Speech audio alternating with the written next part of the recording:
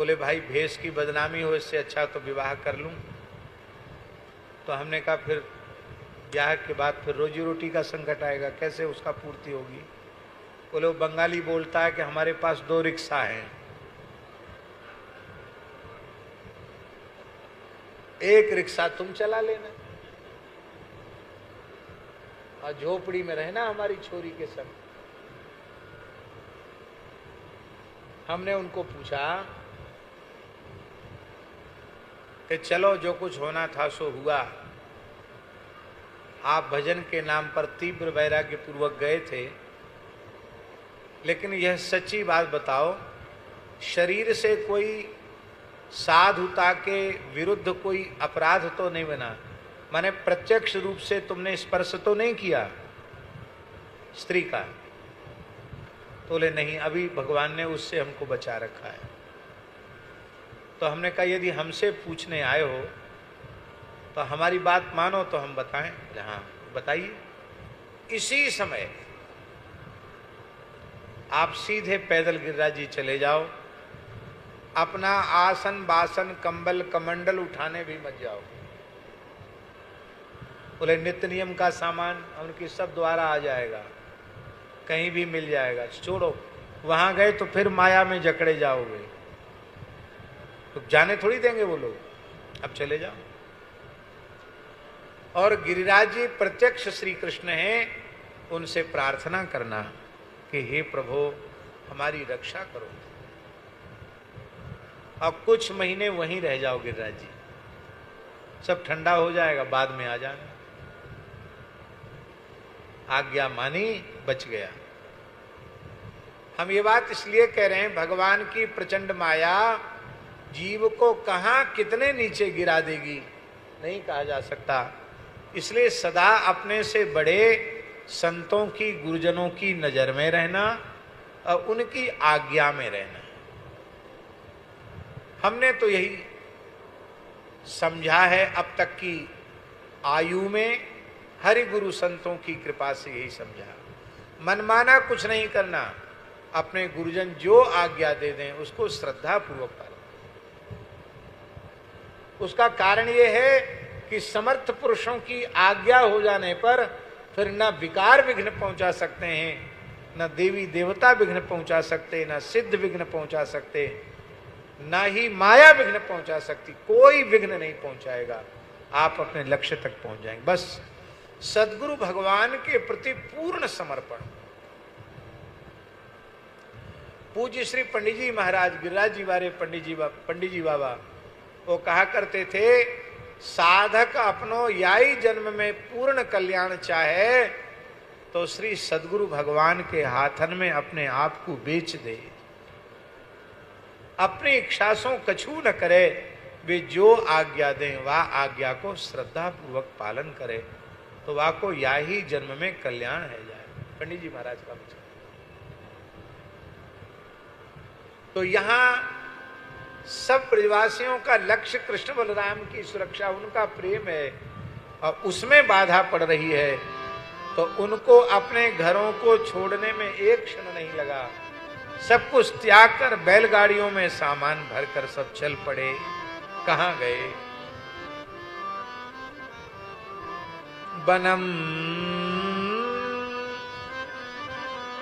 वृंदावनम नाम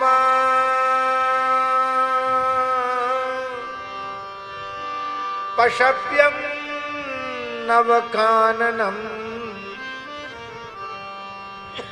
गोप गोपी गवाम सेव्यम पुण्याद्रितृणभुईरुधम। श्री वृंदावन नाम का वन जो गायों के चरने योग्य है और नवकानन है। नवकानन का अर्थ है इसमें कभी पतझड़ आता ही नहीं है, यहां तो सदा वसंत ऋतु विलास करती है, ऐसा वह दिव्य नवकानन है। और गोप गोपी ग्वाल बालों के द्वारा सेवन करने के योग्य है। और पुण्याद्रि तृणभीरुधम,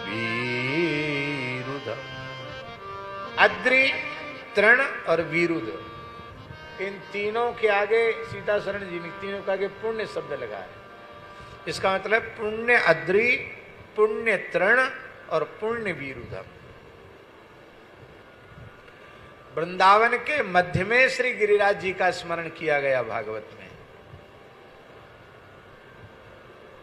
आजकल हम लोग समझते वृंदावन अलग है, गोवर्धन अलग है, लेकिन वनम वृंदावनम नामो पशव्यम नवकाननम गोप गोपी गवाम सेव्यम पुण्याद्रि।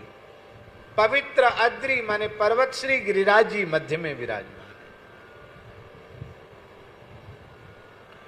है। इसलिए गोवर्धन मध्य गिरिराज है, कामवन गिरिराज मध्य वृंदावन है, कामवन आदि वृंदावन है, और जहां इस समय हम लोग रहते वृंदावन वो श्री महल वृंदावन है। ये पूरा का पूरा वृंदावन ही है। महाराज जी पद्म पुराण में स्पष्ट लिखा है कि वृंदा देवी ने जहां तप किया है तद वृंदावनम, तो वृंदा देवी ने तप किया है कामवन में, इसलिए कामवन वृंदावन है। ये हमारा जो जड़खोर गोधाम है ना, ये विशुद्ध वृंदावन के मध्य आदि वृंदावन की सीमा में है। और भैया सच्ची बात कहें तो अभी ब्रज की शोभा, वृंदावन की शोभा तो जड़खोर गोधाम में है। दूर दूर गांव हैं, सुंदर पर्वत है, सघन वृक्षावली है, हजारों की संख्या में गोवंश है। जब पर्वत पर गायें चढ़ती हैं और उतरती हैं तो ऐसे लगता है कि इनके पीछे कृष्ण बलराम गैया चरा रहे हैं। आज भी झांकी का ऐसा दर्शन होता है। बड़ा पवित्र वातावरण है और भगवान की बड़ी कृपा है, गौ माता की बड़ी कृपा है। श्रेष्ठ वेदज्ञ ब्राह्मणों के निर्माण का उपक्रम वहां चल रहा है। बहुत ज्यादा छात्र नहीं है, 50-55 छात्र हैं, पर वो त्रिकाल संध्योपासन करने वाले समय से पलाश दंड और मौंजीय व्रत धारण करके रहने वाले, दोनों समय अग्नि में समिधा दान करने वाले और ब्रह्मचर्य व्रत को पूर्ण निष्ठा से पालन करने वाले, 7 वर्ष तक जब तक समावर्तन नहीं हो जाएगा तब तक वे लौट के अपने घर नहीं जाएंगे। और उनको धीरे धीरे षडंग वेद का बोध कराया जा रहा है। भगवान चाहेंगे तो कुछ समय पश्चात मन में मन की एक कल्पना हमेशा रहती थी कि विशुद्ध ब्रह्मचर्य आश्रम जो पुराणों में शास्त्रों में वर्णित है, ऐसी कहीं परिकल्पना हो। वहां भगवत कृपा से ऐसा स्थल है कि ब्रह्मचर्य आश्रम का दर्शन तो हो रहा है, अच्छे सदगृहस्थ भी वहां रहकर गो सेवा कर रहे हैं, तो उत्तम गृहस्थाश्रम का भी दर्शन हो रहा है। कुछ वानप्रस्थी भाव से वहां रह करके तप कर रहे हैं, साधन कर रहे हैं, उनका भी दर्शन हो रहा है। और कुछ साधु वहां पुरुषरण कर रहे हैं, अहर्निश, कोई दूध पी करके, कोई छाछ पी करके, कोई जौ खा करके तप में लगे हुए हैं, तो वहां सन्यास आश्रम का भी दर्शन हो रहा है। भले ही बीज रूप में हो रहा हो, पर वहां इस प्रकार का स्वरूप। भगवान चाहेंगे तो इन्हीं बटकों में वे जब आहिताग्नि बनेंगे, अग्निहोत्र की दीक्षा लेंगे, तो वैदिक गृहस्थों का निर्माण भी होगा। हमारा मन तो कई बार होता है, क्या करें, कुछ न कुछ ऐसी परिस्थितियां सामने रहती हैं कि वो नहीं हो पाता। नहीं तो आज अग्निहोत्री ब्राह्मण विलुप्त हो गए। अग्निहोत्री माने नहीं कि कंडा लकड़ी इकट्ठी करके स्वाहा स्वाहा कर देना। वो आहिताग्नि ब्राह्मण अलग होते हैं, उनकी अग्निहोत्र की दीक्षा होती है। अग्निहोत्र का कर्म इतना जटिल है कि फिर उसमें समय नहीं, वहीं रखना पड़ेगा। तो मन में विचार है कि ऐसे कुछ अग्निहोत्री निर्मित हों, उनको मकान बना करके पूरी सुविधा दे करके वहाँ रखा जाए सपरिवार, उनकी अपनी अग्निशाला हो और वे इष्टियाँ, वैदिक इष्टियाँ करें और इस प्रकार से उन वैदिकों को इतना दिया जाए, अग्निहोत्रियों को कम से कम 1-1 लाख रुपए महीना की सेवा उनको दी जाए। उनको किसी यजमान की तरफ न देखना पड़े कि हमारा गृहस्थ कैसे चलेगा, और श्री गौ माता ठाकुर जी की ओर से उनका पूरा निर्वाह हो। ऐसा मन है। भगवान की इच्छा होगी ये तो हो जाएगा पूरा, नहीं होगी तो नहीं होगा। भगवान के संकल्प से ही सब होना है।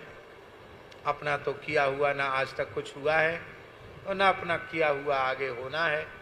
भगवान का किया हुआ ही हुआ है, और भगवान जो करेंगे वही होना है। पर मन में ऐसी भावनाएं जगती हैं। देखिए महाराज जी, हिंदू सनातन धर्म किसी व्यक्ति की कल्पना नहीं है।